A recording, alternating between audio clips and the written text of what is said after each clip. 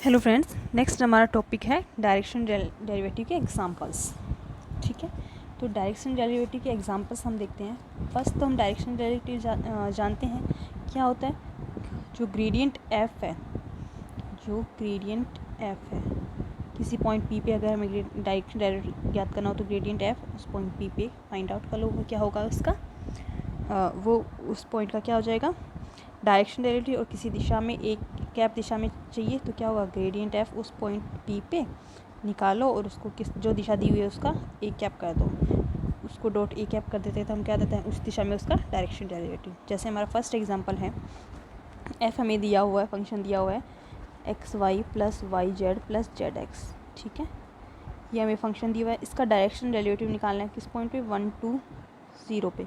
तो सबसे पहले तो मैं इसका ग्रेड एफ निकाल लूँ। इसका मतलब डेल एफ क्या होगा, summation I cap del F upon del X, यानी कि इसका एक्स के रेस्पेक्ट में। तो ये सिमेट्रिक फंक्शन है तो इसका एक्स के रेस्पेक्ट में यहाँ पे देखो क्या आएगा, del F upon del x. इसका एक्स के रेस्पेक्ट में वाई, एक्स वाई का वाई हो जाएगा, इसका जीरो रहेगा क्योंकि ये तो वाई जेड दोनों एज ए कॉन्स्टेंट बिहेव करेंगे। और इसमें जेड एक्स में सिर्फ क्या आ जाएगा, जेड।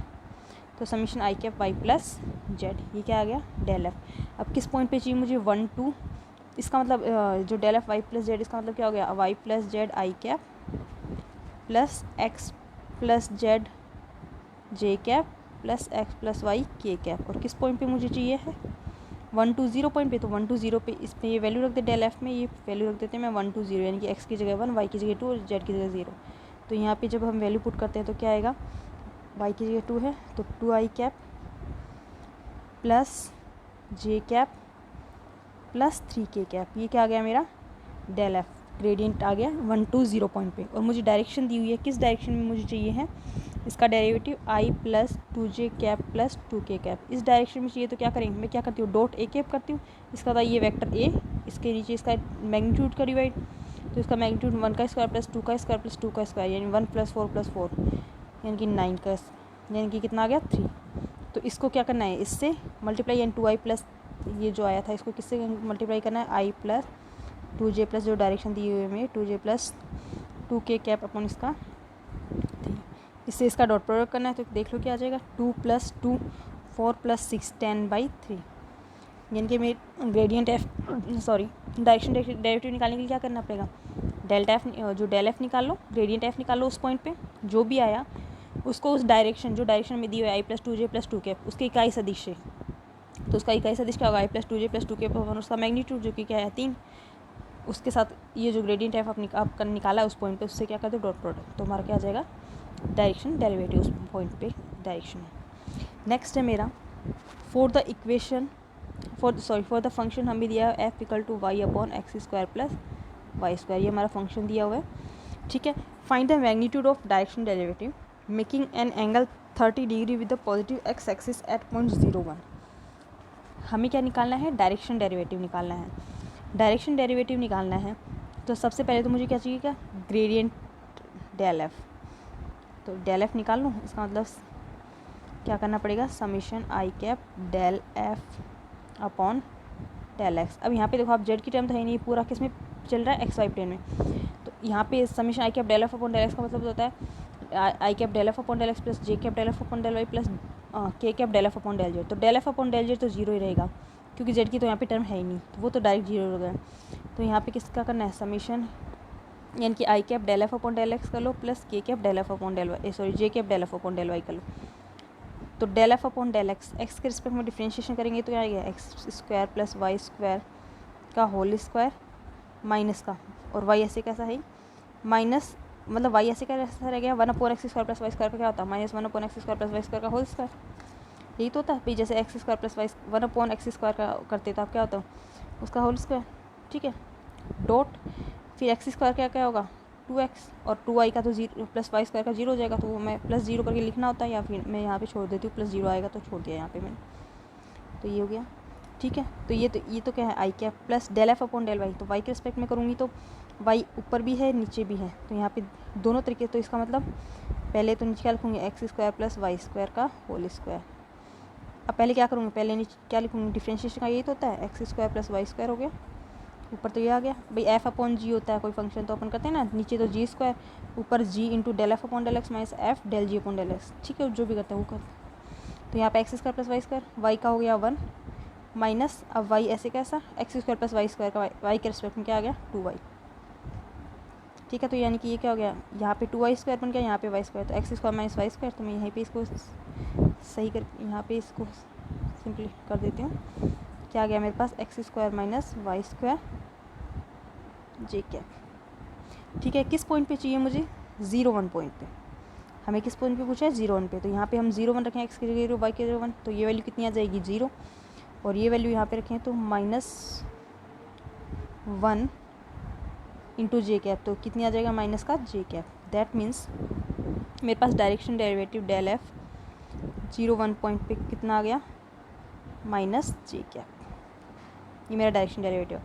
लेकिन साथ में हमें क्या दिया हुआ है, ये जो डायरेक्शन डेरिवेटिव है वो making an angle 30 degree with positive x axis. X axis के साथ कौन सा एंगल है उसका, 30 डिग्री।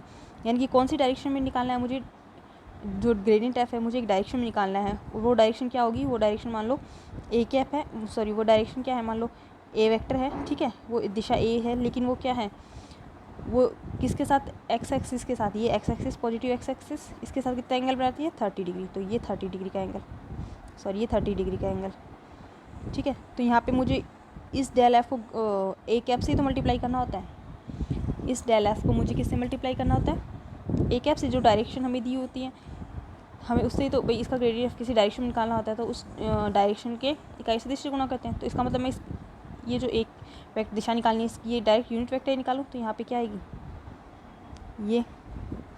ये मैं इकाई सदिश ले लूँ एक्स इस प्लेन में। तो हम जानते हैं यहाँ पे अगर कोई भी वेक्टर होता है ए, है ना, कोई भी वेक्टर ए होता है, अगर वो इतना एंगल बना रहा है, तो उसका हम जो उसको ए वेक्टर है तो उसको हम क्या लिखते हैं भाई, इस वेक्टर को उसके कंपोनेंट में, इधर इसका कंपोनेंट क्या आता है, 1 cos 30, इधर कंपोनेंट a sin 30, है ना। तो ये वेक्टर ए वेक्टर कैसे लिखा जाता है, a cos 30 I cap plus a sin 30, sorry यहाँ पे 30 साइन है ना, sin 30 जे कैप, यही तो बनता है। ये तो आप जानते हो, ये वाला साइड कितना आएगा साइन, भाई यहाँ पे ये करण, ये आधार और ये लंब, तो यहाँ पे ये करण, तो आधार क्या निकलता, करण गुणा ये, तो a cos 30 आता। इधर इसी तरह a sin 30 आता। तो कोई भी वेक्टर ऐसे लिखा जाता है, a = a cos 30 I cap plus a sin 30 J cap. तो यहाँ पे इकाई सदिश लेना है, तो यहाँ पे a मैं 1 ले लेती हूँ यहाँ पे, तो ये वेक्टर क्या आ जाएगा, जो मेरे पास, एक मिनट, मेरे पास डेल एफ तो आ गया था 0 1 पे माइनस जे कैप, और जो ए कैप वेक्टर आएगा वो क्या आएगा, इकाई ले लेती हूँ यहाँ पे, तो cos 30 आई कैप प्लस sin 30 जे कैप, यही आएगा। जेड तो आना ही नहीं है, यहाँ पे एक्स वाई प्लेन में चल रहे हैं हम। ठीक है, तो cos 30 आई कैप प्लस sin 30 जे कैप हो जाएगा। इसका मतलब इसकी वैल्यू क्या हो गई, cos 30 की वैल्यू हो गई √3/2 आई कैप, और sin 30 की वैल्यू हो गई 1/2 जे कैप।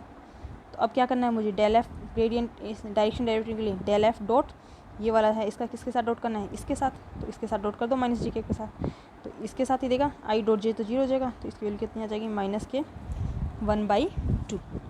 ठीक है, नेक्स्ट है हमारा फाइंड द एंगल। हमें एंगल फाइंड आउट करना है बिटवीन, एक सरफेस तो दिया हुआ है x square plus Y square plus z square = 9, एक सरफेस तो है हमारा ये। दूसरा सरफेस है z = x square plus Y square -3। तो इसको मैं क्या लिख सकती हूँ, x square plus Y square minus z -3 कर सकती हूँ =0। एक को तो ये फंक्शन बनाती है gx/y/z बना देती हूँ, और इसको मैं बना देती हूँ x square plus Y square plus z square -9 =0। ये fx/y/z बन जाएगा। ठीक है, fx/y/z, और ये है gx/y/z, दो सरफेस बन गई। इनके बीच का मुझे क्या निकालना है, इनके बीच का मुझे एंगल निकालना है। किस पॉइंट पे, 2 - 1 एंड 2, इस पॉइंट पे मुझे क्या निकालना है, इनका एंगल निकालना है। तो इनका एंगल क्या निकलेगा, इनका एंगल निकलेगा इनके अभिलंबों का फॉर्म। कोई भी दो सरफेस है, एक सरफेस मान लो ये है, एक सरफेस ये है, तो इनके बीच का अगर हमें एंगल निकालना हो तो क्या हो, इनके अभिलंब जो भी बने उनके बीच का एंगल निकलता है। और इनका अभिलंब क्या होता है, ग्रेडियंट एफ, क्योंकि ग्रेडियंट एफ जो ग्रेडियंट होता है वो क्या होता है, अभी उस जो पृष्ठ के अभिलंब की दिशा में होता है। ग्रेडियंट हमेशा क्या होता है, किसी भी सरफेस के अभिलंब की दिशा में। तो अगर मैं उसका ग्रेडियंट निकाल लूँ तो वो क्या होगा, अभिलंब हो गया। और इसी तरह उसका दूसरे सरफेस का ग्रेडियंट निकाल लूँ तो उन ग्रेडियंट के बीच का एंगल निकाल लूँ तो क्या आ जाएगा, इन सरफेस के बीच का एंगल आ जाएगा। तो यहाँ पे हम यही करते हैं। फर्स्ट तो मेरा दिया हुआ है fx y z, तो हमें गिवन है x square plus Y square plus z square minus 9 equal to 0, ठीक है। और जी एक्स वाई जेड है मेरा x square plus Y square minus Z minus 3 equal to 0। तो पहले डेल एफ निकाल लूँ, और हमें साथ में पॉइंट भी दिया हुआ है 2 - 1 2, तो वो मैं बाद में रखूँगी। पहले डेल एफ निकालती हूँ। डेल एफ क्या होगा, I cap del F upon del X, I cap del F upon del X, X के रिस्पेक्ट में 2x plus J cap del F upon del Y, तो J cap 2y plus K cap del F upon del Z, यही तो होता है। तो direct रखती हूँ del F upon del Z 2z।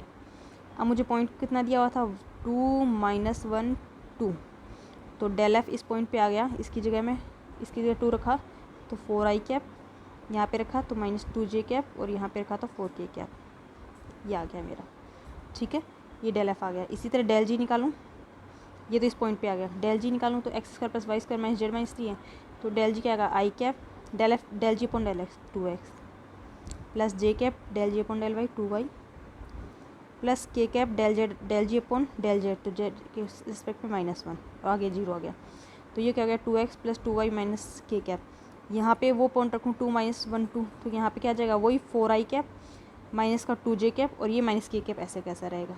तो देखो मेरे पास क्या आ गया, मेरे पास डेल फाई तो सॉरी डेल एफ तो मेरे पास आ गया था वो उस पॉइंट पे 4i minus 2j plus 2k cap आया था, sorry 4k cap, not 2k cap, 4k cap आ गया था। और डेल जी मैंने क्या निकाल लिया, वही 4i माइनस 2j कैप और माइनस के कैप, इसी पॉइंट पे। तो हमें क्या, मैंने क्या कहा था, सरफेस के बीच का एंगल क्या होगा, इनके बीच का एंगल डेल एफ और डेल जी के बीच का एंगल। तो इनके बीच का एंगल किससे आ जाएगा, अगर मैं डेल एफ डॉट डेल जी करूँ तो वो एक्चुअल में क्या होगा, हम जानते हैं कि ए डॉट पी क्या होता है, ए डॉट पी इनका मोड, यानी कि A mod of B into cos theta, इनके बीच का एंगल, तो ये कोस थीटा, और यही तो मुझे निकालना है, ये कोस थीटा, इनके बीच का एंगल तो निकालना है। तो इसका मतलब कोस थीटा की वैल्यू क्या आएगी, del F upon dot del G upon mod of del F, यानी कि magnitude of del F magnitude del G. तो del F dot del G, इन दोनों का डॉट प्रोडक्ट करें तो 4 × 4 16 -2 × 2 प्लस के 4, और ये कितना हो गया, माइनस के 4, ठीक है। अपॉन में इसका मैग्नीट्यूड क्या आएगा, √4 का स्क्वायर 16 प्लस 2 का स्क्वायर 4 प्लस वापस 4 का स्क्वायर 16, जी का स्क्वायर, जी के लिए 16 प्लस 4 प्लस 1,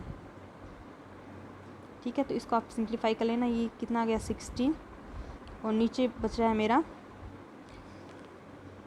नीचे मेरे पास ये 16 16 32 और 4 36, तो यहाँ पे 36 का तो हो गया 6, और 16 4 ये हो गया √21, तो कैंसिल होता है 8 से और ये 3 से, तो मेरे पास आ गया 8/3 √21, ये मेरे पास क्या हो गया, एंगल। और अगर आप इसको √21 यहाँ से हटाना चाहते हो तो √21 से ऊपर नीचे गुणा कर दो, तो ये तो पूरा 21 बन जाएगा, और नीचे 21 से 3 से गुणा हो गया 63, तो 8√21/3, ये किसकी वैल्यू हो गई, हमारे पास कोस थीटा क्या आ गया, 8√21/63, तो थीटा आ गया कोस इनवर्स 8√21/63, ये क्या हो गया मेरा एंगल सरफेस के बीच का, ठीक है। नेक्स्ट है हमारा, हमें फाइंड आउट करना है, find the direction and magnitude of maximum directional derivative of f equal to x square y z cube at the point 2 1 -1। हमें फाइंड आउट करना है, एक फंक्शन दिया हुआ है x square y z cube, ठीक है। इसका किस पॉइंट पे डायरेक्शन डेरिवेटिव करना है, 2 1 -1 पे, 2 1 -1 पे maximum direction derivative find out करना है। तो हम जानते हैं कि जो मैक्सिमम उसकी डायरेक्शन भी फाइंड आउट करनी है, तो डायरेक्शन तो वही रहेगी जो हमारा ग्रेडियंट एफ होगा। ये जो फंक्शन है हमारा, इसके इस पॉइंट पे हमें क्या करना है, डायरेक्शन डेरिवेटिव की डायरेक्शन फाइंड आउट करनी है, डायरेक्शन डेरिवेटिव की, तो उसकी डायरेक्शन क्या होगी, जो ग्रेडियंट एफ होगा इस पॉइंट पे, वही क्या होगी इसकी डायरेक्शन। और फिर हमें क्या करना है, इसका मैग्नीट्यूड ज्ञात करना है, वो भी मैक्सिमम। तो मैग्नीट्यूड क्या होगा, इसी का आप क्या निकाल दो, ग्रेडियंट एफ का ही आप क्या निकाल दो, मैग्नीट्यूड, वो क्या होगा उसका मैक्सिमम मैग्नीट्यूड, ठीक है। तो आप डेल एफ निकाल सकते हो, डेल एफ क्या होगा, I cap del F upon del X, X के रिस्पेक्ट में क्या आएगा 2xy Z cube plus J cap Y के रिस्पेक्ट में X square Z cube plus K cap Z के एस्पेक्ट में 3x² y z², किस पॉइंट पे 2 1 -1 पे।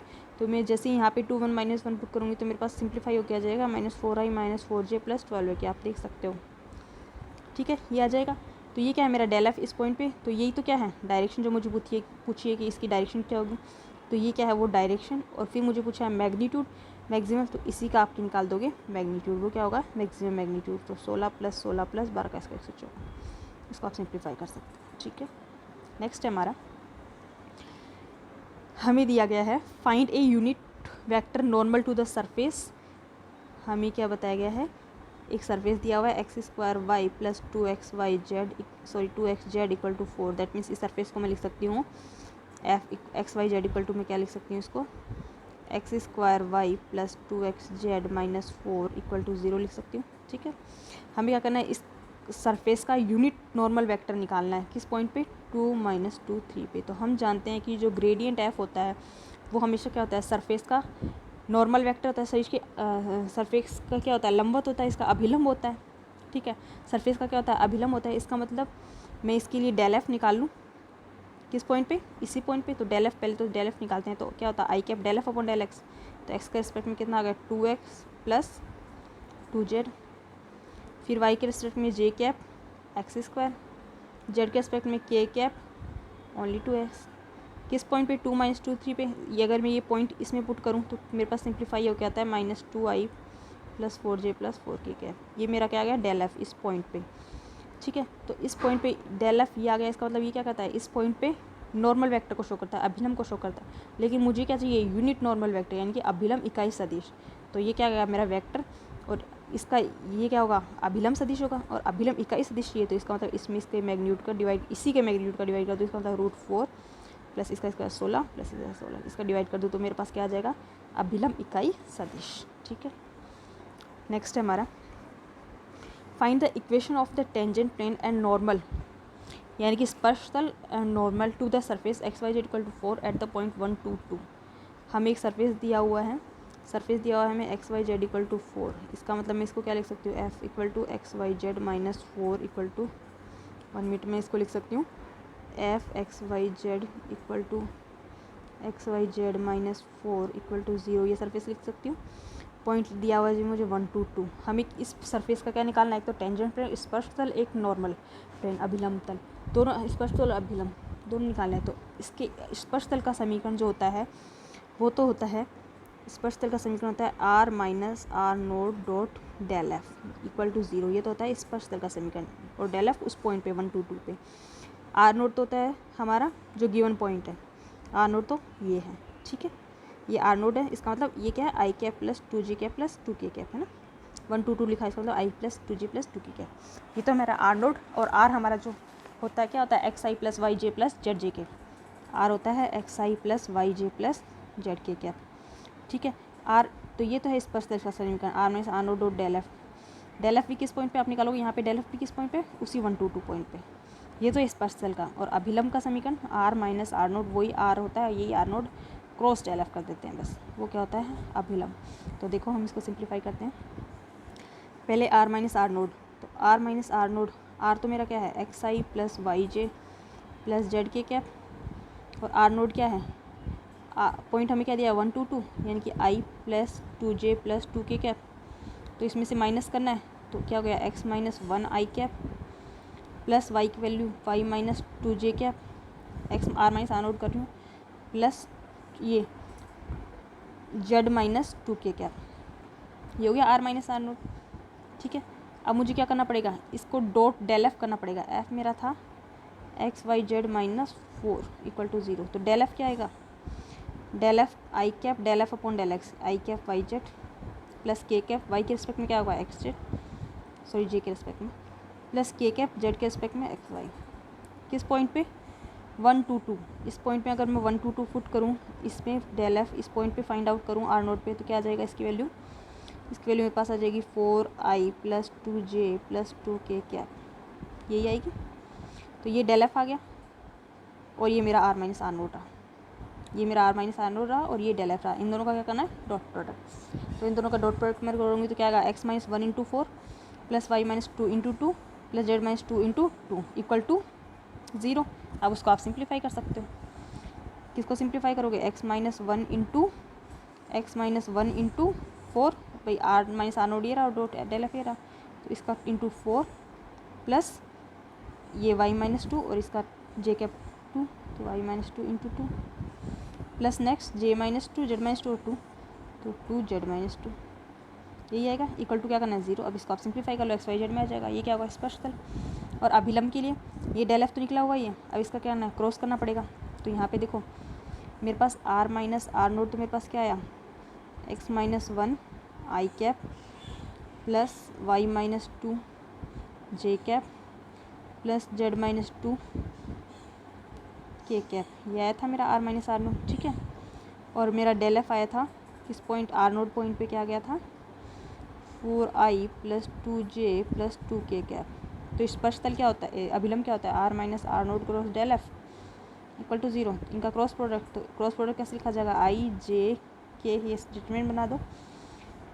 r माइनस आर नोट का ये x माइनस 1, ये y माइनस 2, आई क्रॉस भी आप जानती हो जैसे निकालते हैं, ये z माइनस 2, डेल एफ के लिए ये 4 2 2।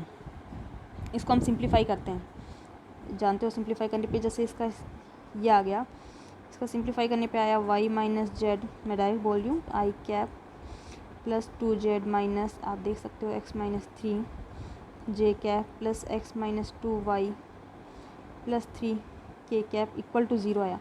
ये सभी क्या है, ये एक वेक्टर बना, ये इक्वल टू 0 आ रहा है, इसका मतलब ये भी 0 है। ये 0 आने का मतलब क्या हुआ, ये इसको 0i प्लस 0j प्लस 0 के कैप लिख सकते हो, तो ये भी 0, ये भी 0, ये भी 0, तभी आएगा। दैट मीन्स मेरे पास 3 बन गई, y minus Z equal to 0, ये आई कैप के गुणांक से, दूसरी 2z minus X minus 3 equal to 0, ये जे कैप के कोफिशिएंट से, और x minus 2y plus 3 equal to 0, ये के कैप के कोफिशिएंट से। या तो आप इनको तीनों को इजीली सिंप्लीफाई अगर कर सकते हो तब तो कर लो, वरना इसका एक अदर मेथड भी है, लेकिन यहाँ पे ये इजीली सिंप्लीफाई हो रहा है। क्या हो रहा है, यहाँ से y इक्वल टू जेड ले लो, ठीक है। अब इन दोनों से मैं जैसे यहाँ से मैं z की वैल्यू निकालूँ, तो यहाँ से z की वैल्यू क्या आएगी, x प्लस 3/2, और यहाँ से मैं y की वैल्यू निकालूँ तो y की वैल्यू क्या आ जाएगी, x प्लस 3/2। तो यहाँ पे इक्वल हो रहा है ना, y equal to Z equal to X plus 3/2, तो ये क्या बन गया मेरा, वो प्लेन, ठीक है। नेक्स्ट हमारा एग्जांपल है, नेक्स्ट हमारा एक क्वेश्चन दिया हुआ है, क्वेश्चन नंबर 4 देखते हैं। हमें एक फंक्शन दिया हुआ है f equal to x square, surface फलन दिया हुआ है x square minus Y square plus 2z square, ठीक है। हमें दिया गया find the directional derivative of f, ये इस डायरेक्शन डेरिवेटिव f इसका डायरेक्शन डेरिवेटिव फाइंड आउट करना है किसी पॉइंट p है 1 2 3 पे, in the direction of the line pq, किस डायरेक्शन में, pq लाइन की डायरेक्शन में, और pq में q का कोऑर्डिनेट दिया हुआ है हमें 5 0 4। तो हमें इसका डायरेक्शन डेरिवेटिव निकालना है इस पॉइंट पे। तो हम क्या करते हैं, इस पॉइंट पे निकालना होता है तो पहले डेल एफ निकालते, इस पॉइंट p पे निकालते, ठीक है। फिर हमें, लेकिन हमें डायरेक्शन क्या दी हुई है, किस डायरेक्शन के अकॉर्डिंग, pq लाइन के अकॉर्डिंग। तो हमें pq लाइन के अकॉर्डिंग करने के लिए क्या करना है, पहले pq का मान निकालना पड़ेगा। तो pq वेक्टर क्या होता है, q vector minus p vector, तो q तो ये रहा 5 0 4 और p ये रहा 1 2 3, तो इसका मतलब 5 q के वैल्यू क्या हो गया, 5 I cap plus 0 dot J cap plus 4 dot K cap, sorry 4 K cap, cap dot नहीं इनमें, माइनस p का निर्देशांक आई कैप प्लस 2 जे कैप प्लस 3 के कैप, ये होता pq।